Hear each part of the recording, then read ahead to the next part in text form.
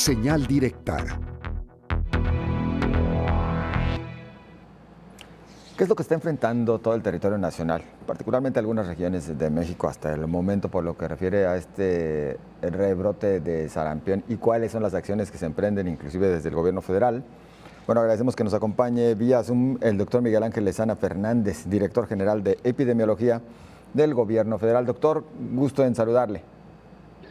Gracias, José Ángel. Igualmente, muy buenos días a usted y a toda su audiencia.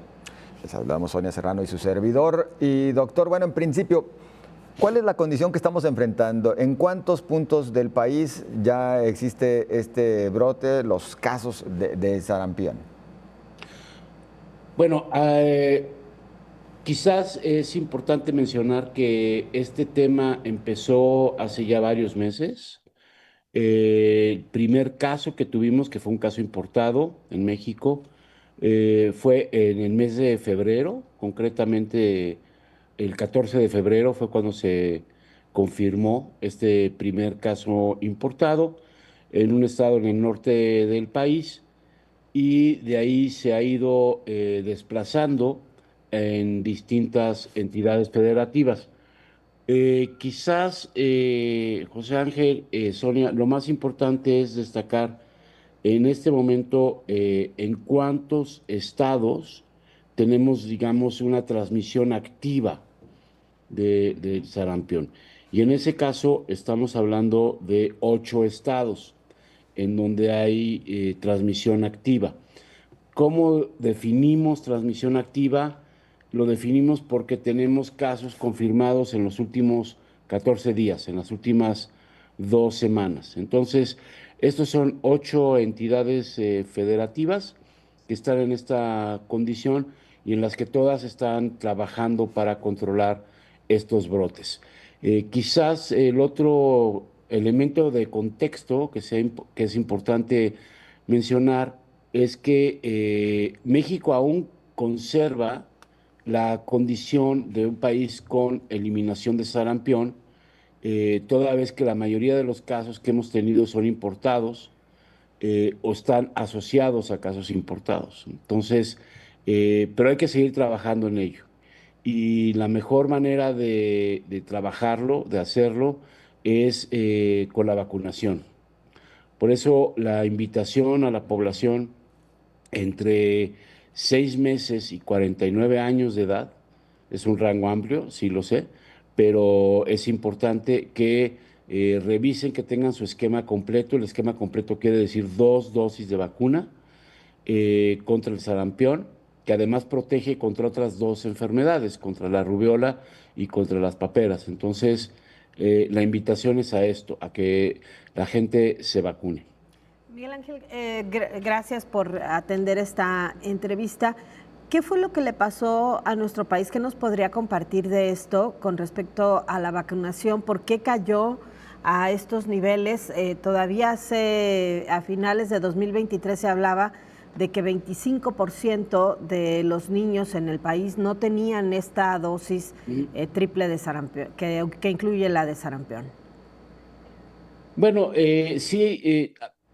sí es importante reconocer que en los últimos años, y no estoy hablando de los últimos 2, 3 años, estoy hablando de un periodo un poquito más largo, México observamos una reducción en las coberturas de vacunación. Miren, el sarampión es una enfermedad altamente transmisible. Es probablemente, junto con la tuberculosis, las 2 enfermedades infecciosas con mayor tasa de transmisibilidad. Entonces, para tener controlado el sarampión se necesitan tener coberturas de 95% o más de toda la población. Si no tenemos eso y hay sarampión circulando en otros lugares del mundo, el riesgo de la introducción a través de la importación sigue siendo alto. Y un poco eso es lo que pasó. Lo que sucedió es que tuvimos esta importación, desafortunadamente en una comunidad en donde tradicionalmente han sido comunidades que no aceptan, por razones diversas, la vacunación. y tenían coberturas muy bajas. Y entonces ahí fue cuando se introdujo y se empezó a dar esta Claro, transmisión entre estas sí, comunidades. sí, claro, pero ¿por qué pasó de esas comunidades? Es decir, ¿por qué en México se dejó de vacunar o se cayó Ujú. a estos niveles en falta de vacunación? Incluso recuerdo que hace unos meses la Organización Mundial de la Salud alertaba que México tenía condiciones de no vacunación similares a países en guerra en donde es difícil acceder a los medicamentos. Bueno, yo no recuerdo esa declaración, pero si usted lo dice, Soledad, debe ser cierto. Este, ¿Por qué se cayó la vacunación? Pues por muchas razones. Una, porque se dejó de invertir en vacunas, se dejó de invertir en el programa de vacunación. Y dos, porque durante la pandemia, con la estrategia de confinamiento de las personas decidían pues no llevar a sus familiares a vacunarse a las unidades de salud y por eso se cayó la cobertura de vacunación. Entonces, eh, yo no pondría un calificativo tan directo, tan grave como que tenemos coberturas como si estuviéramos en un país en guerra. No es, las informaciones que tenemos indican que no necesariamente es el caso. Sí tenemos que elevar las coberturas, absolutamente cierto, y en eso es en lo que está empeñado el trabajo del actual secretario de Salud, el doctor Kersenovich, y todo su equipo que liderea en los temas de vacunación, entre otras cosas. Entonces, sí, hay que hacer un trabajo de recuperación de vacunación, ¿no? O sea, el sarampión se pudo eliminar. eh, Pasamos muchos años con el sarampión eliminado y se puede volver a hacer. Y la manera de hacerlo es que la gente se vacune. Y lo que Doctor, necesitamos es que la gente confíe en las vacunas, porque también luego hay este problema creciente en algunos sectores, pero las vacunas son seguras y las vacunas protegen y las vacunas salvan vidas, porque no quiero ser alarmista, pero el sarampión produce muertes. O sea, hay claro. personas que se mueren y hay niños y niñas que se mueren cuando tienen sarampión y tienen condiciones que lo agravan. Entonces, la vacuna salva vidas. Doctor, hoy en día hay vacunas suficientes y ¿cuál es el nivel de cobertura en el que nos encontramos? En este momento, todas las informaciones nos indican que tenemos una cobertura de entre 85 y 87%. Tenemos que llegar al 95%. Esa debe ser la meta. Y sí hay vacunas suficientes. Se ha hecho un enorme esfuerzo en los últimos meses, liderados por el secretario Kersenovich, para conseguir vacuna y sobre todo dispersarla, porque el chiste no es solamente que tengamos la vacuna en las grandes capitales o demás, sino dispersarla. Entonces, si hay suficiente vacuna, la gente puede acudir a vacunarse. Eh, de hecho, ahí en el caso de ustedes en Guadalajara, concretamente, próximamente hará el anuncio el rector del CUCS, de la Universidad de Guadalajara, con quien hablé ayer, junto con el secretario de Salud del Estado, para montar en los próximos días un megacentro de vacunación en las instalaciones de la universidad para que la gente, toda la gente, no nada más los universitarios, puedan acudir a vacunarse. Entonces, hay vacuna, no tenemos aún la cobertura que necesitamos para mantener la eliminación, que es de 95%, pero estamos en el camino de lograrlo. Claro, nos recordaría también quién tiene que vacunarse y quién puede Ok. tener acceso al refuerzo, sobre todo ante la crisis o ante el brote, para no ser alarmistas, demás. Está muy bien. No, Exactamente. sí, con mucho gusto. A ver, el esquema, digamos, el esquema oficial que tenemos en México de vacunación contra el sarampión son dos dosis. La primera se aplica al año de edad y la segunda se aplica a los 18 meses, es decir, al año y medio. En casos en donde tenemos transmisión, como lo que está pasando ahora en 8 entidades federativas, podemos aplicar una dosis que le llamamos dosis cero a los 6 meses de edad. Y luego la vacuna, la dosis de los 12 meses y la de 18 meses. Nuestra, digamos, postura y lo que nosotros recomendamos es, ante la duda si estoy vacunado, si tengo las dos dosis, sí o no, y si me dio o no me dio sarampión, hay que vacunarse.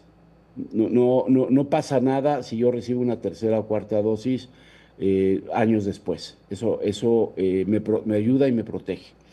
Eh, para esta situación, entonces tenemos en los estados con transmisión vacunación desde los 6 meses hasta los 49 años para las personas de 30, 40, 45 años que no estén seguras si tienen sus dos dosis, que vayan y se vacunen. Eso es lo que se recomienda. ¿Por qué de 50 en adelante ya no se recomienda, doctor? Por la época en la que se introdujo la vacuna en México. Eh, la mayoría de las personas que tenemos más de 50 años, a muchos pues, nos dio sarampión de pequeños, y algunos otros más cercanos a los 50 años muy posiblemente estuvieron protegidos durante esos años. Pero, y además, lo que vemos en los datos epidemiológicos es muy claro. O sea, los casos de sarampión están concentrados en dos grupos de edad. El grupo que está entre 1 año y los 5 años y entre el grupo que está entre los 25 y los 35 años. Si lo vemos como una curva, es una curva con dos jorobas, ¿no? En número de casos, en esos dos grupos de edad. Entonces, es donde hay que concentrar los esfuerzos de la vacunación, porque esa es la herramienta para controlar esta situación. Claro, ¿nos recordaría también cuáles son los puntos en donde habrá mayor énfasis precisamente por el número de casos que se han registrado? Los puntos se refiere a puntos geográficos. Sí, exactamente, sí. Ok. Bueno, estamos concentrando los esfuerzos en el caso de Jalisco en 7 municipios, principalmente. La gran mayoría de ellos son los municipios del área conurbada de Guadalajara, ¿no?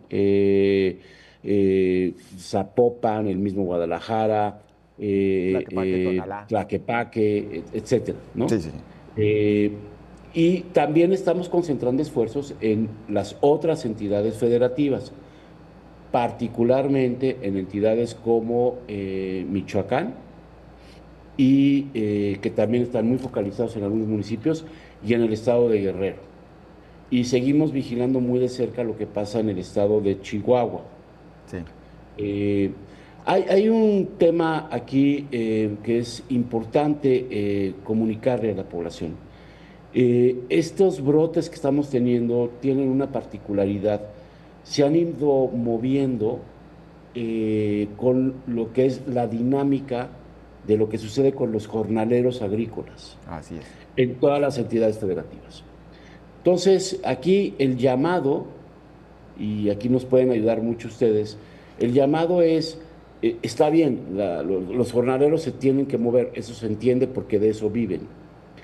El llamado es que se vacunen, que busquen vacunarse antes de moverse, para, si llegan a un lugar en donde hay transmisión, ya lleguen protegidos. Entonces, son brotes que tienen esta particularidad, que se han estado moviendo por estas vías donde se mueven los jornaleros agrícolas. En la mayoría de los estados ese ha sido el fenómeno que hemos observado. Ellos tienen todo el derecho de trabajar y de moverse y eso está muy bien, pero lo que tenemos que hacer es tratar de que se vacunen antes de que se muevan, Claro. porque la vacuna requiere un tiempo para generar respuesta inmune, para proteger. Y ese tiempo normalmente es de 2 semanas. Entonces, eso es lo ideal, que la gente se vacune antes de moverse, para que si llegan a un lugar en donde hay transmisión y ya tienen 2 semanas de haber sido vacunados, estén protegidos. Doctor, comentábamos, Sonia y un servidor hoy temprano, antes, ahora sí que en nuestros años mozos, la vacunación se llevaba inclusive a todas las escuelas, ¿no? Es decir, se vacunaba en el mismo plantel escolar y se garantizaba que todos los menores estuvieran cubiertos. ¿Se podría aplicar algo similar? Si bien sabemos que hoy en día hay muchas reticencias por parte de algunos hacia las vacunas, que también ya tendríamos que hacer llegar algún tipo de mensaje, doctor, le agradecería que igual lo haga a quienes hoy se declaran antivacunas. Sí, no, efectivamente, a ver, vacunar en las escuelas no hay nada que lo impida. Eso es decisión de las autoridades escolares. Si las autoridades escolares quieren que se vacune dentro de la escuela, se puede hacer. Claro, en el caso de los menores de edad se requiere el consentimiento de los padres o tutores. Y se pueden acercar al sector salud para que el sector salud les apoye con esa vacunación. Eso no es ningún problema. Lo segundo es que se puede solicitar a los padres o tutores que presenten la cartilla de vacunación. Desde luego, si el esquema no es completo, no le pueden negar el acceso a la escuela, porque eso sería violentar sus derechos humanos. Pero sí hacer la muy atenta y enfática invitación para que se vacunen a la brevedad a estas personas, a estos menores de edad. Y en cuanto a los movimientos antivacunas, hay que entender que el movimiento antivacunas no es un movimiento, es un conjunto de movimientos o de poblaciones o de comunidades que tienen, digamos, este factor en común. Algunos son por razones religiosas, otras son, desafortunadamente, por mala información, porque uno encuentra en las redes sociales información de que las vacunas, y lo voy a decir con todas sus letras, Sí. que las vacunas, particularmente sarampión, hacen que los niños desarrollen autismo. No tiene absolutamente nada que ver el autismo con la vacunación. Entonces, llevamos muchas décadas utilizando las vacunas. Las vacunas han salvado en el mundo muchos millones de vidas y tenemos que confiar en lo que la ciencia nos ha entregado, que son las vacunas, para poder prevenir las enfermedades y prevenir muertes, que a final de cuentas creo que eso es lo que debe ser el mensaje más importante. Pues doctor Miguel Ángel Lezana Fernández, muchas gracias por acompañarnos en este espacio. Al contrario, gracias a ustedes. Saludos. Saludos y seguramente en comunicación es el director general de epidemiología en el gobierno federal. Vamos rápido a la pausa, regresamos con usted.